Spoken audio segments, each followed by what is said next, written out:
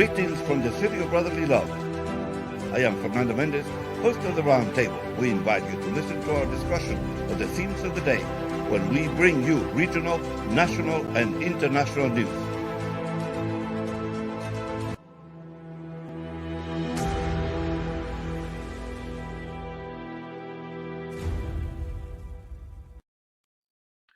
Amigos siguientes de Úsala Media, están escuchando The Round Table, la mesa redonda. Les habla Fernando Méndez, Pastor Phil at the controls, and we have a special guest, Leslie Acosta. Good morning, Leslie. Good morning, Fernando. How are you this morning? A lot to talk about. A lot of good stuff happening. Yes. Not only here in Philadelphia, but across this country. Massive bill was just passed in the Senate.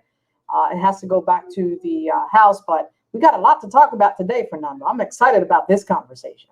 Well, the main thing here, this is this infrastructure thing that it's 3.5 trillion. That's you cannot even imagine that number. I mean, I never thought in our history we'll get to trillions. Yeah, but now this is a figure that even Senator Manchin all of a sudden finds it's too big, even though he voted for it. So. Well, listen, it's well overdue. This bill, they've been talking about this infrastructure bill for more than 10 years now in Congress, and Biden was able to seal a deal and get the votes. I think they were like 19 or not. I don't know if it was 9 or 19 Republican votes in the Senate, I believe, Fernando. Right. Correct me if I'm wrong. That crossed over. 69 votes in total in favor. In favor, yeah. So that's good news that we need this. This infrastructure is so important, paramount to the sustainability of not only of the economy, but to get things rolling again.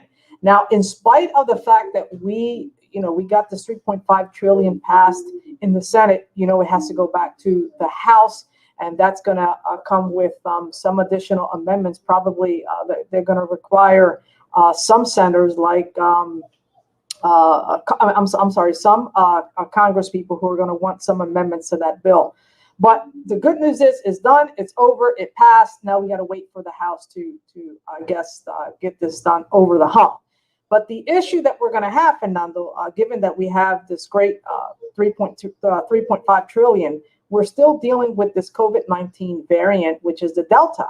This is hampering a lot of things. Is affecting again. People are now wearing masks again. The government is talking about mandating the vaccine for this Delta variant. There are certain states also, Fernando, like Florida, I believe, like New York, who, this is you see the variant increasing, especially in the state of Florida.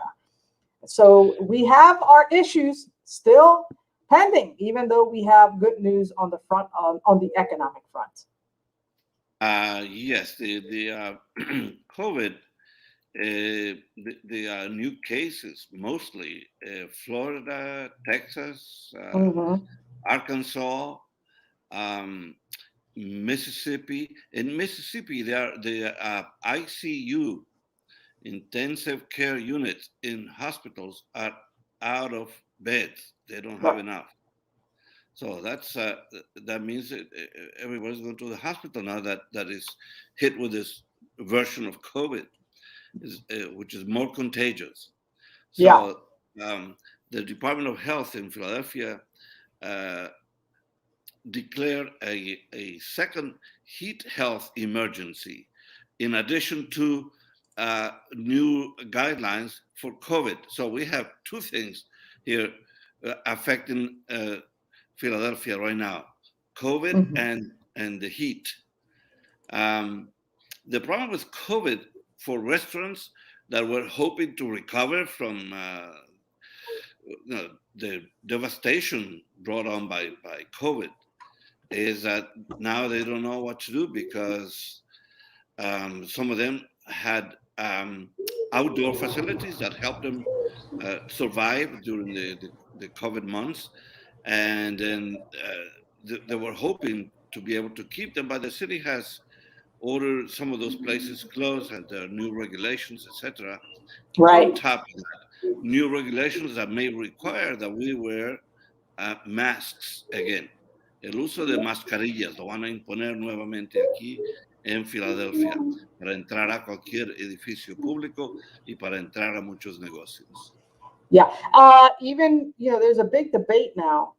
In fact, I was talking to a friend of mine who does not believe in getting the shots. In fact, she's stating that it's your constitutional right. And this is going to be a battle. And I foresee this going all the way to the Supreme Court in the United States, where people are going to say that they don't want to get the shots because of the side effects that this is going to have. And in fact, they're saying that the only way they'll get the shot if indeed it's mandated. And even if it's mandated, it's your constitutional right not to get the shot. So there's going to be a debate, Fernando, in the near future, if the government demands this and makes this a mandate, whether or not people have, to get the shot. There's states right now, southern states, if you will, that they are passing legislation where they are not, saying that they're not going to mandate people to get the shots. So we're going to see the ripple effects of this, and we're going to see possibly lawsuits going all the way to the Supreme Court of the United States, where people who don't believe in getting these shots are going to claim their constitutional right not to get these shots, that the government cannot infringe on those rights. Yeah, well, there are two rights in conflict, because we have the right to live, which is the first right. And if our lives are placed in jeopardy, that I think that would be the first right that would come. And so anybody who's not vaccinated is basically putting our health in danger. At And risk, I think the government in that case has to intervene. It would be the same thing as if people are carrying weapons, because that is what COVID is. It's a weapon. It's a deadly weapon now. This Delta version is killing people. It's sending more people to hospitals. Mm-hmm. So the government has to step in. The federal government has to step in, because they're really not very smart governors right now. DeSantis in Florida, yes, who's saying that masks are not necessary, that he's opposed to masks. He doesn't know if they do any good because children don't know how to wear them. Except for one thing, masks are not the only means. There are other means that he should be promoting to take care of their citizens, to people to wash hands, not to congregate in large numbers, all the other steps that we have been taking to combat COVID. So instead of promoting that, he's just attacking the use of masks. Yeah. And that makes no sense. The same thing with Abbott in Texas. So these are two individuals. I don't know. All I say about people who don't want to get vaccinated, I would say, hello, Darwin. Yeah. Well, here's the thing. Even though those states, by the governors, they're signing executive orders to say you don't have to do this. You have superintendents from the school district, like in Texas, who are saying, I'll take the penalty, I'll take the hit, but they're mandating the kids, once they start school, which I believe they already have, to wear these masks. And so they're defying the government and those executive orders because they want to keep people safe. And so this debate on both sides of the aisle is going to be heated. It already started, and I predict this is going to be a debate and lawsuits going all the way up to the Supreme Court, because they can't infringe on your on people's the right to get vaccinated or not, infringe on your liberties, on your freedom of liberties here. So that's going to be a topic of discussion in the next few months, and we're going to see that evolve eventually. Yes, but the numbers keep increasing, and we're not alone. It's going on all over the world because this Delta virus is even more contagious. So the number of cases in the world right now is 204 million number of cases. The number of people dying, more than 4 million people dying. In the US, 36 million cases and 621,000, more than 621,000 people have died. So that's remember when they were talking about maybe 100,000, maybe 200,000 people were scared of that. Well, there are more of them coming. Yeah. Well, we have someone chiming in, Drew Murray, who's also has a program here. He's saying Pelosi announced she will not bring a vote for the $1 trillion infrastructure bill to the House floor without the additional $3.5 trillion infrastructure bill. So also known as the Green New Deal. So this is I'm quoting from Drew Murray. Saying that Pelosi just announced that she's not going to bring the vote for the $1 trillion infrastructure bill to the House. So, we're going to see now the battle of the Tritons here between the House and the Senate. Yeah. And the trouble is that the Democrats are not, the numbers are not overwhelming in the House. So they still have to look for a way to compromise. Mm-hmm. And in the Senate, we know what it is. I mean, it's a tie, basically, that the vice president will have to step in. Right. And so I even at that, I mean, I don't know why Pelosi will do that. I mean, she has to give up something in order to get the infrastructure bill passed. How about, yielding on some points if you want to get the whole thing passed? Yeah. Well, this is where negotiations starts, right? And so she's going to sit down and try to negotiate certain things that the Democrats, probably half of the Congress folks, they want. You're going to have Alexandra Cortez at the forefront of that negotiation. She's going to want certain things because she was the one who really, I guess, was one of the pioneers and the creator and the mastermind behind the new Green Deal.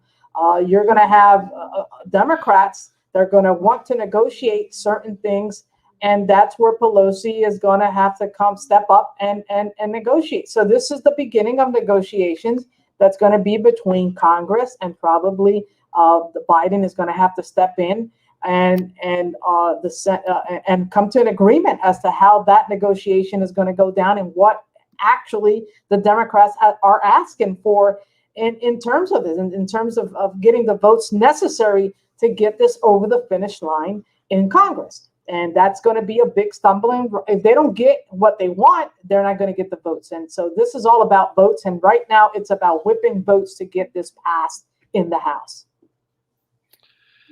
Yeah, I still cannot figure out why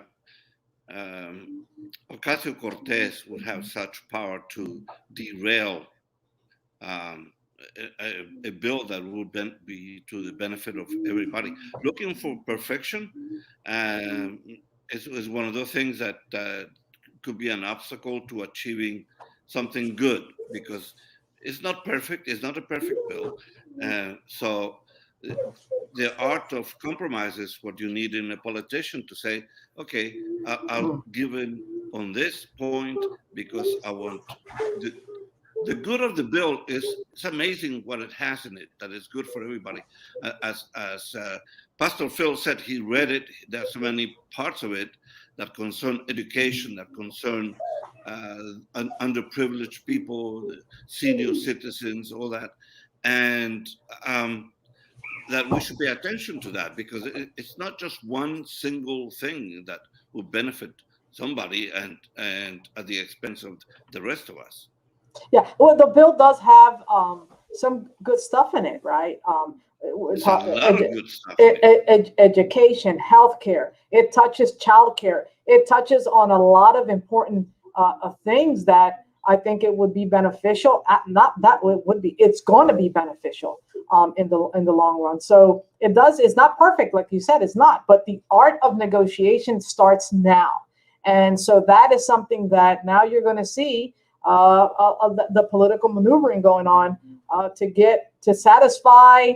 To tame the beast, if you will, because you have progressive Democrats in Congress like Alexandra Cortez, who does have a following, who does have a voice, who is progressive in her thinking, and she's going to fight. She's going to make sure that she gets certain things allocated in that bill, whether it's through an amendment or however. But she's going to fight for that. She's going to push for that. Don't forget Bernie Sanders, because Bernie Sanders is behind this too. Oh yeah.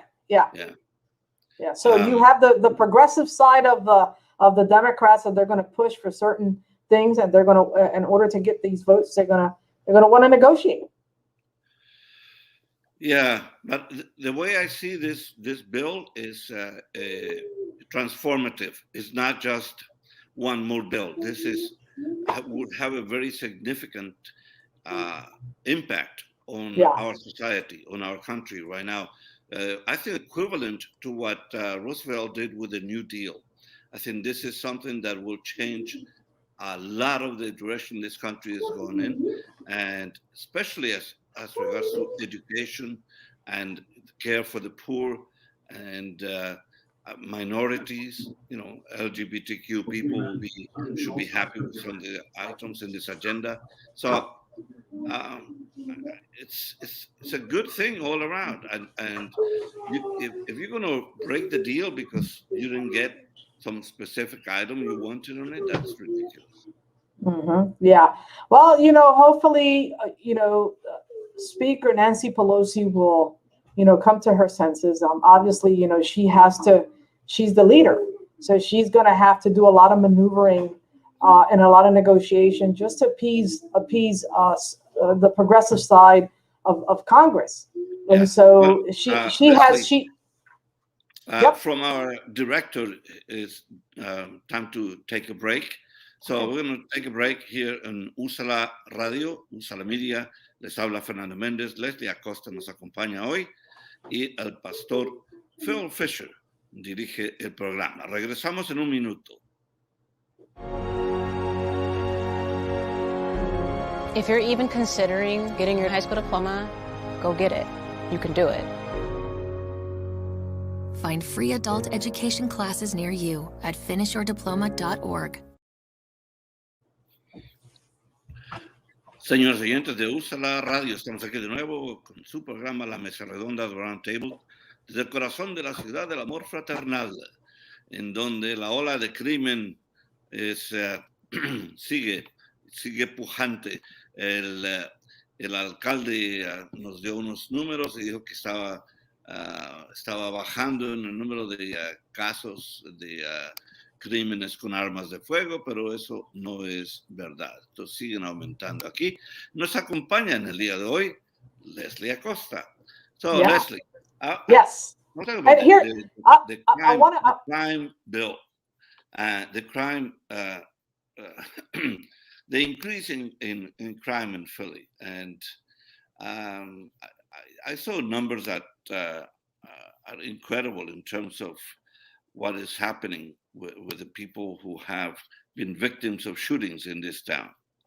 Yeah. And that, along with the state of the streets, it's something that doesn't bode well for Philly. Yeah.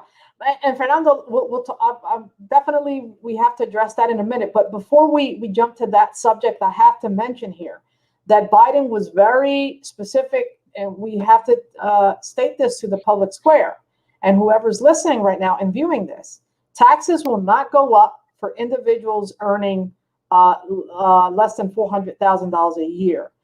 So that was, even though this infrastructure bill was passed and it's massive, $3.5 trillion, taxes will not go up. And that's important to highlight, because a lot of people, there's this fallacy out there that taxes will go up to pay for this spending bill. So I have to mention that, and keep in mind that the resolution that's being proposed, or that, that's included in all of this, it touches upon a lot of things, expand paid leave, medical leave, making child care more accessible, create universal pre-K, tuition-free community college, and enhance the household tax credits passing during the coronavirus pandemic. The other issue that I want to mention here before we get into this crime that's excessive here in Philadelphia, there is a moratorium currently now for people that have student loans that are not private, but that are through the educational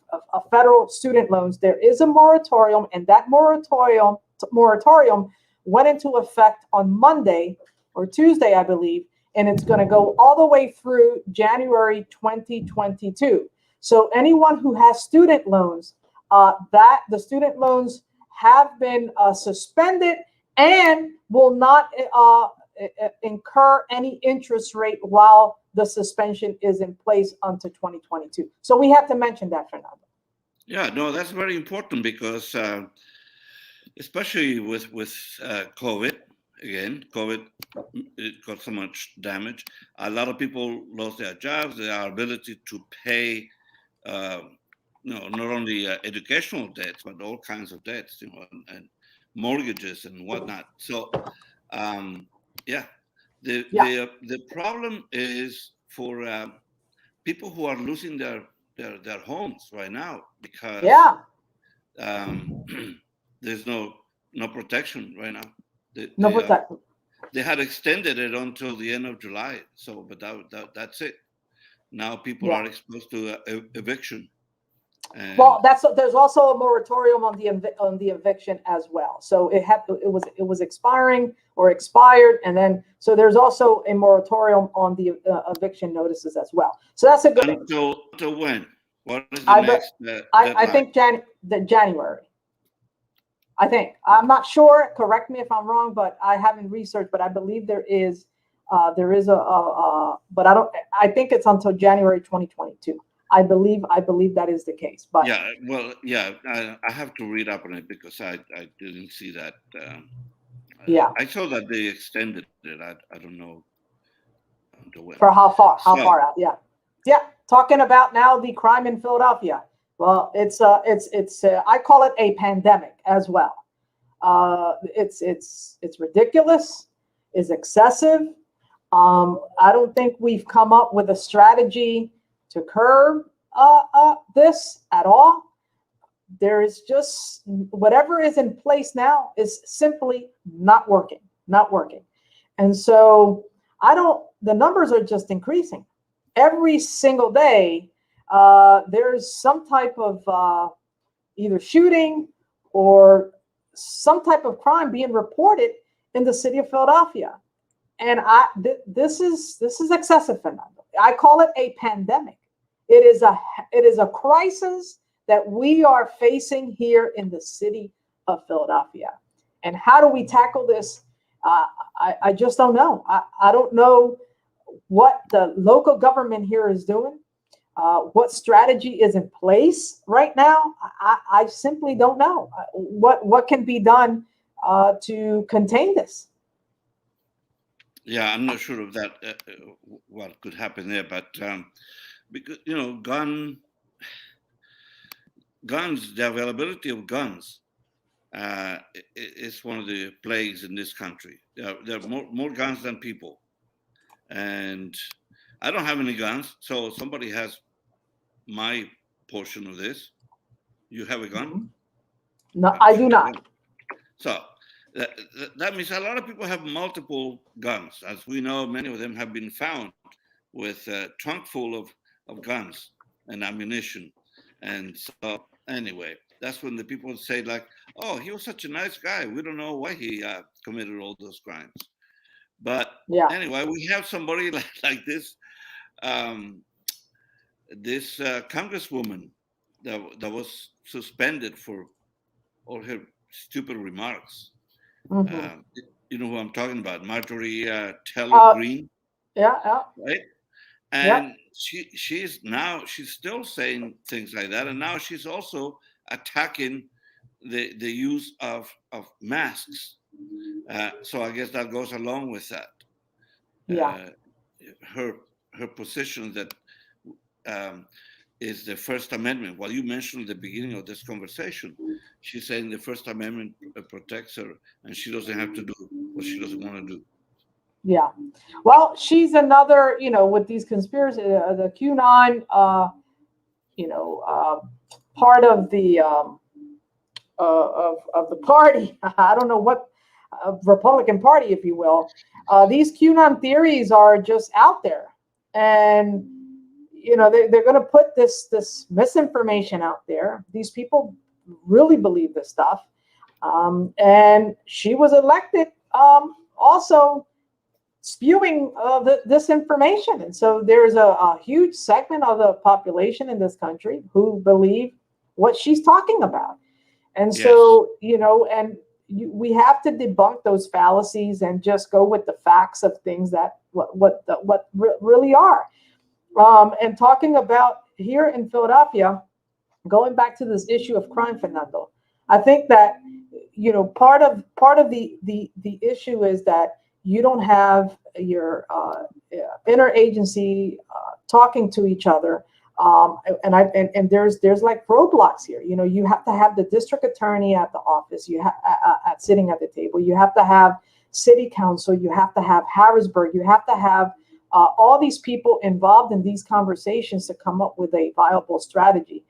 Even the police commissioner, she was hired understanding and knowing the crisis that we have here in the city of Philadelphia. And so, we can't put all the blame on her for not fixing the problem. I think this is not about fixing. This is about coming up with a strategy that can, so that we can contain some of what's going on here. But I think the fact that, you have a lot of people, political people, if you will, against Larry Krasner. You have a lot of politicals against Larry Krasner, not only in Harrisburg, here in Philadelphia. So I think the political issue also plays a big role as to why we cannot bring people to the table to come to some type of consensus to address this issue in an honest, forthright way. And so, the politics oftentimes gets in the way from really coming up with some viable solutions, leaving the political stuff aside and really start looking at, how we can come up with solutions. Lives are being lost here. And playing political games, I think is shameful for politicians to do such a thing. It's not right. It's simply not right. Yes, but you cannot claim that I don't know, you're losing your rights because the government wants you to wear a mask. Those are minimal measures that we have taken to combat this virus. And again, my rights and your rights, if you don't believe in masks, are in conflict. And I think the government has a right to demand that you do something about protecting the health of the citizens in general. So that's one issue, right? The issue that we're talking about, crime in Philadelphia, we just ended that conversation on how people have to look. The politicians have to come together to come to an agreement to that. Now we're switching the conversation about mandating masks in Philadelphia. I mean, they're having discussions about that. I was just reading an article about that, where they're discussing now how to mandate wearing a mask again here in the city. So that's going to be a debate, and I've said this before. I'm going to say it now. It's going to be a debate. It's going to be an infringement of people's liberties, and they're going to claim that. They're going to claim their religious right. They're going to claim the freedom of their liberties, and that is a reality that we're going to have to deal with in the coming months.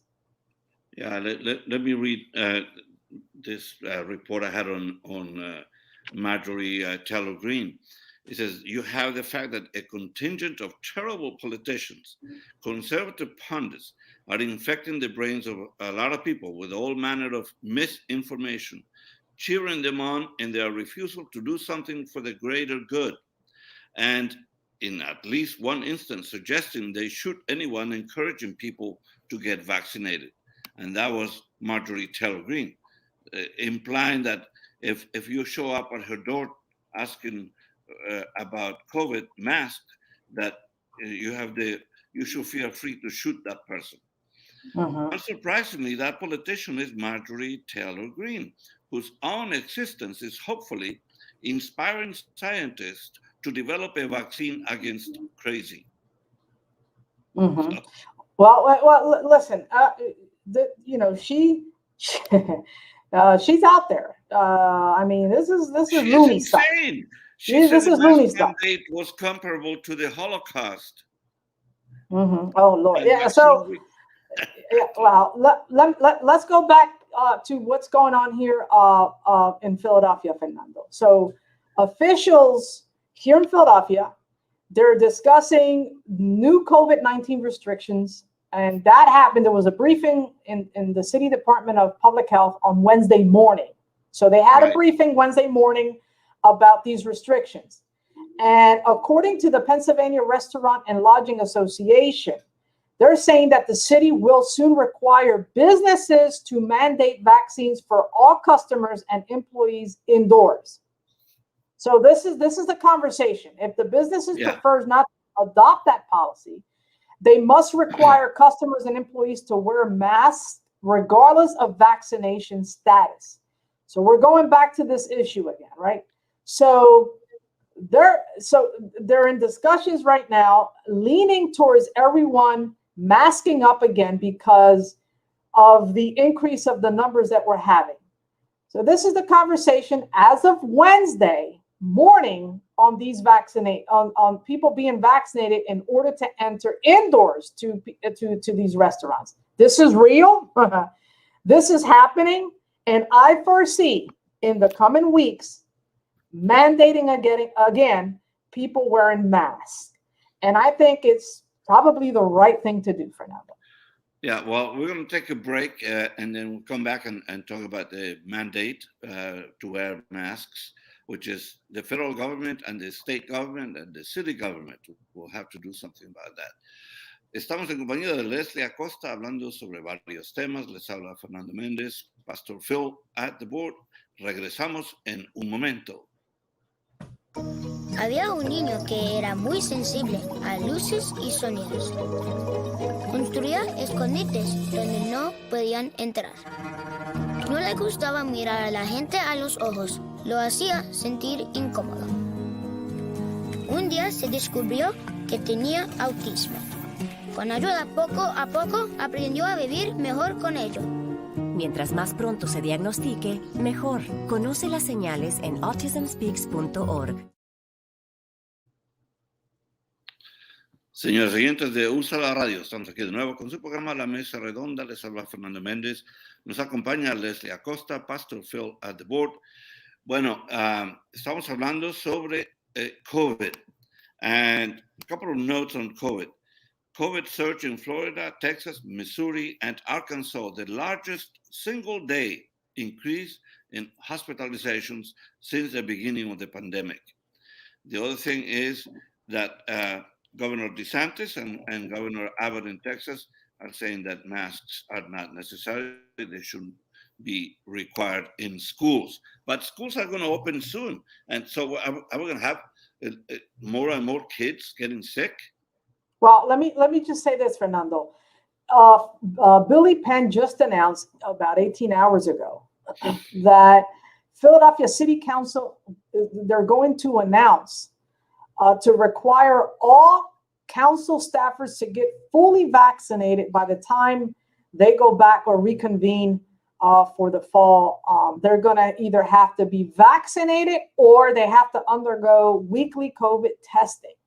So Mayor Kenny's administration is expected to make this announcement real soon about the vaccination plans for all municipal workforce in the city. So Philadelphia seems to be following the lead of other city and state governments that have already rolled out a vaccine test plan. And so it's going to be now mandated. And this is as a result of the Delta variant escalating in nationwide. So this is coming. This is here. This is coming. And so Pennsylvania already took some steps towards a statewide policy for government workers. So already Pennsylvania has taken these steps for government workers on Tuesdays. And the administration of Governor Tom Wolf, they're unveiling a vaccine or test mandate for about 25,000 state healthcare workers, correction officers, and other employees. And the vaccine deadline for this is going to be by September the 7th. So the Kenney administration is following suit and is going to mandate for all city workers to have this vaccination or undergo weekly testing. So this is here, Fernando, is coming. Oh, absolutely. And I think the government has a right to demand vaccination, especially like where they can enforce it without having people argue about it. Look, there are so many things we already cannot do unless we have a proper ID.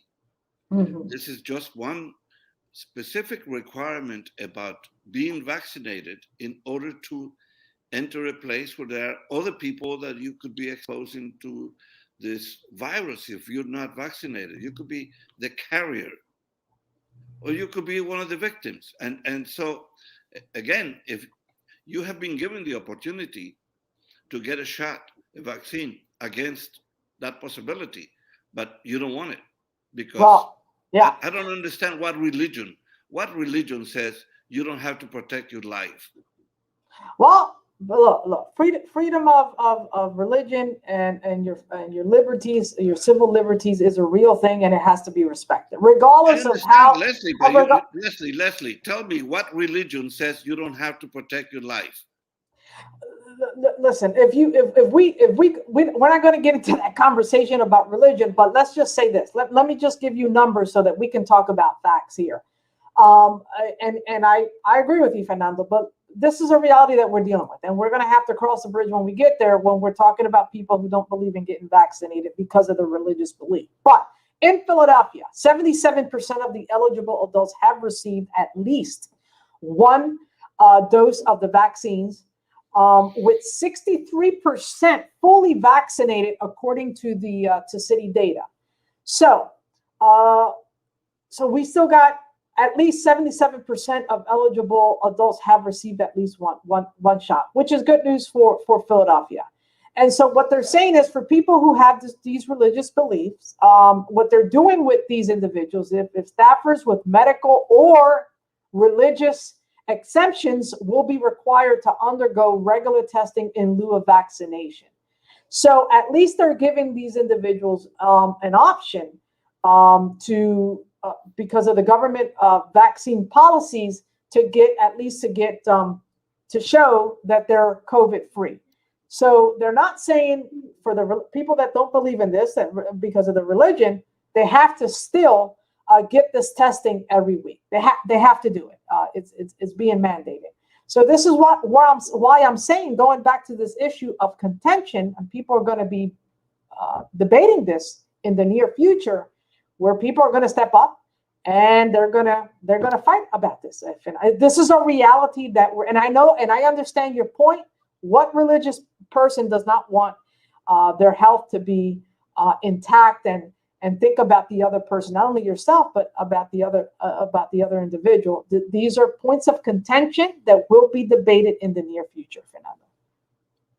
Yeah, I really am puzzled. I cannot understand any religion that says you do not have a need to protect your life when there are means available for you to protect your life, to save your life. Mm-hmm. So I don't understand what kind of religion is that. Well, we agree to disagree with this, but that has to be respected, and that's part of our a person's constitutional right. And but your rights infringe on my rights to. Yeah, but they say the same thing. Our rights. You can't infringe your rights on my rights, and I can't infringe my rights on your rights. So it's an argument on both sides of the aisle. No, what I would say to those people is, I have a right to live, and you have a right to die. So go ahead. Let's place bets on that. That's what I would say about that. Yeah. Now, remember before COVID, Philadelphia was becoming a mecca for restaurants. Yeah. Great food in Philly, from steaks to fish restaurants to Mexican food, Indian food, all kinds of really top restaurants. And then COVID hit and destroyed that industry. Not only here, but in other parts of the country. But Philly, that had been competing with New York and Washington for consumers of fine food, all of a sudden was at the head, and then we lost it because of COVID. Yeah. I don't know if they're going to recover from that. The restaurant industry in this city right now, they're trying to recover, and they don't see Delta helping that. They are optimistic that they can maintain sales growth, but that's a bumpy ride for that industry. And you know how many immigrants? That was one of the first jobs for a lot of immigrants, was Right. to work in restaurants. And all of a sudden, that's not available. The restaurants right now are going begging for people. They need more people to work. Well, let me just say this, Fernando. The restaurant business and food service industry has lost nearly $120 billion due to the pandemic. And that's according to the National Restaurant Association that made this report, and how they really have taken a big hit as a result of the coronavirus pandemic. Now, put in the mix this Delta, now in effect, hopefully, you know, they've been able to be creative on how, you know, to keep their restaurants alive. And the other issue that we're having, Fernando, is that people, they can't hire, there's people who, to be quite honest with you, they don't want to work. People don't, restaurants are even having a hard time attracting people to get people back to work.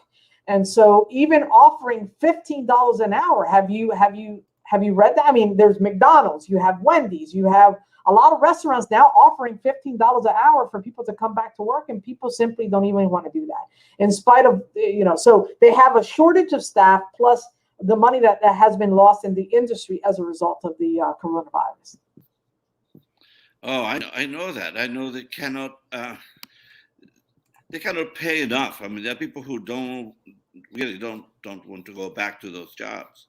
Yeah. They found a way to survive without working in the service industry, and well, more power to them. But that's affecting a branch of the economy that is very important in Philly.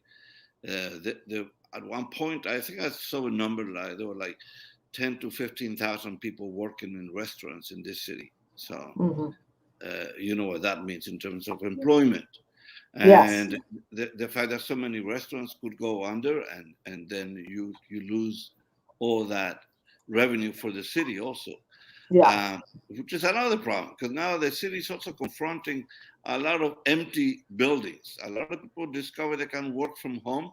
Companies discover they can have their people working from home, and they are not paying the high rent in many of these buildings, and they sit idle. I had the treasurer of the city on this program, and she said that was a concern for the city, all these empty buildings where they are not collecting taxes. Yeah. Well, the thing is with telework, is a double-edged sword with the telework. It's a reality that we're dealing with, and a lot of employers have to understand that reality, where it's less expensive to have people work at home versus working at the office. Let me tell you this: the federal government has implemented telework probably going back now 5-7 years.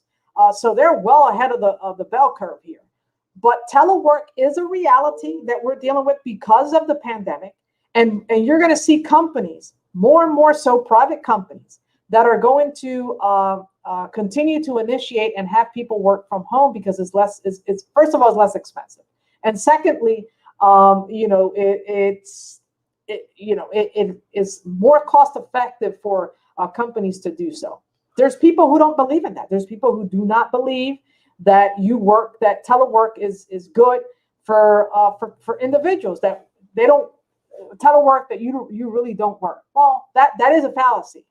There's way to control and contain that and kind of supervise that, because they have it in the federal government. When I work with the federal government, I did telework myself.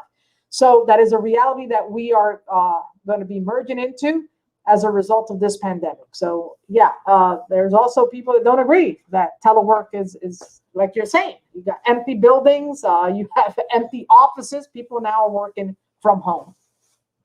Yeah, there's a friend of mine who has a restaurant in a very busy area where there are office buildings, and they're sitting idle right now. They're empty. And he's concerned that it's going to affect his business. I mean, obviously, in the city, if you don't have all these lunch places, abundant places in the city that serve lunch to office workers and all that, they're not going to do well. They're also struggling to survive. So Yeah. this is a very difficult period from all points of view, unless we get together and fight this virus, this new version, together and wipe it out. Because now the prediction from the experts is that we're going to quadruple the number of people in hospital.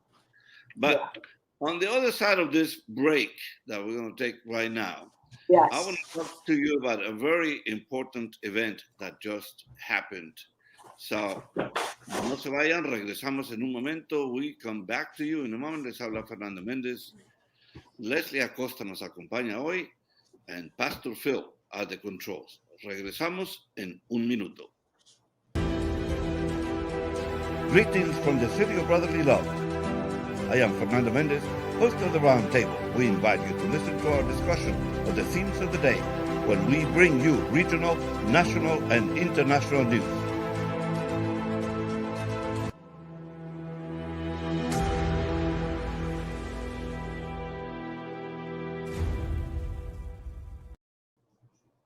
Señores oyentes de USALA Radio, estamos aquí de nuevo con su programa La Mesa Redonda. Les habla Fernando Méndez. Leslie Acosta nos acompaña hoy. Pastor Phil at the controls. Leslie, the big question. Let me see what you think about all this stuff happening right now. And I'm not referring to the trillion bill infrastructure. I'm referring to the governor of New York. Andrew Cuomo. Listen, I like the guy. I really do.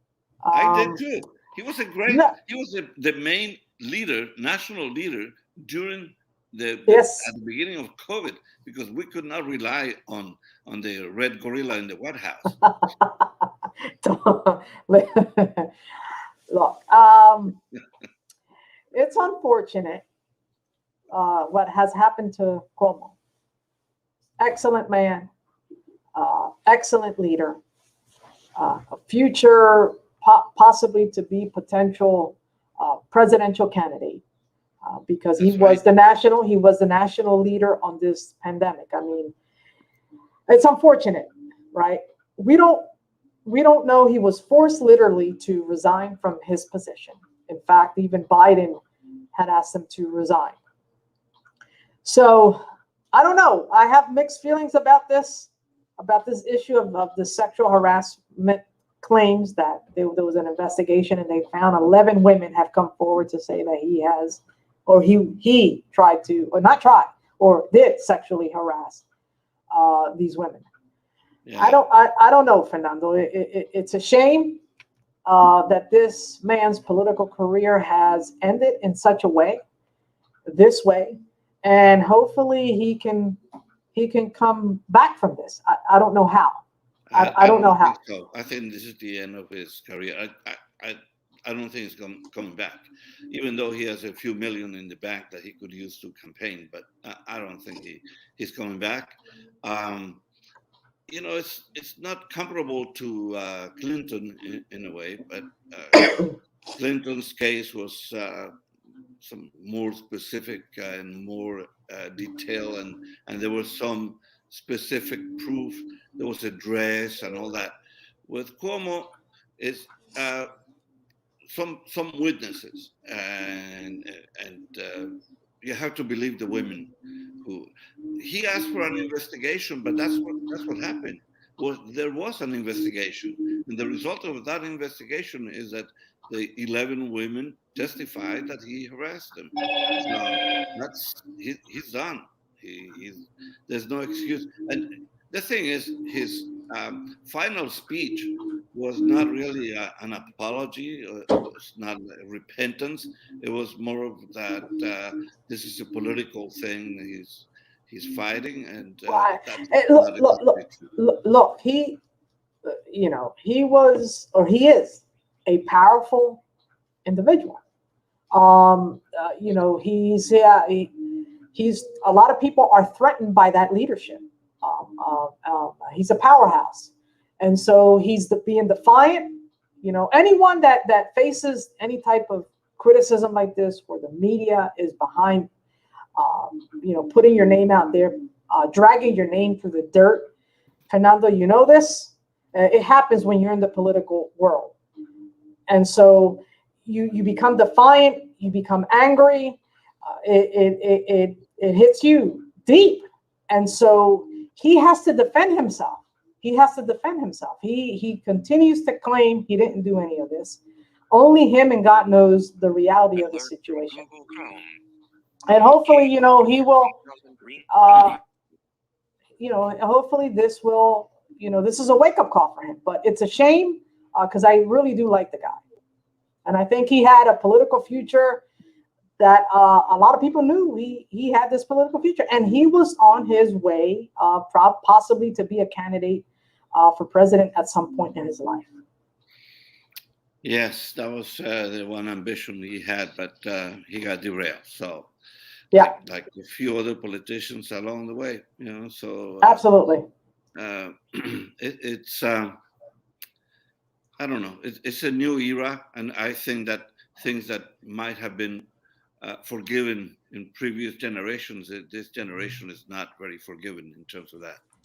They're not forgiven on many fronts, and let's see how this all turns out to be. But Fernando, I think we've come to the conclusion of this, and it's always good to have these conversations with you. Well, this has been a very interesting program, talking about all these topics. One more for those who listen to sports. Messi is that's another. Messi is a mess.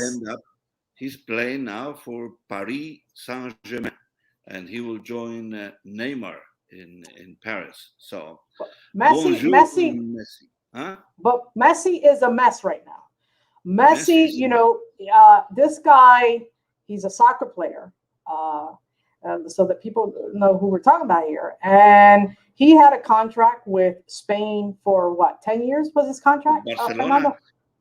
Barcelona, since he arrived when he was 11 years old. I know, but he's been with the contract. His contract was until July right. 31st was the end. So he refused to renew the contract, and now he's a free agent. But Messi is from Argentina, él es argentino. Yes. So one of the best soccer players in the world. He earns approximately about $500 million a year. So this guy, he's going to get picked up by someone real soon. But we got to go, Fernando. We have to go. He has been picked up by Paris Saint-Germain. So anyway, so thank you for joining us today. Muchas gracias, señores oyentes de Úsala Media. Nos despedimos aquí de la Mesa Redonda. Les habló Fernando Méndez. Leslie Acosta nos acompañó. El pastor Phil manejó el programa. Los esperamos hasta la próxima. Thank you. Thank you.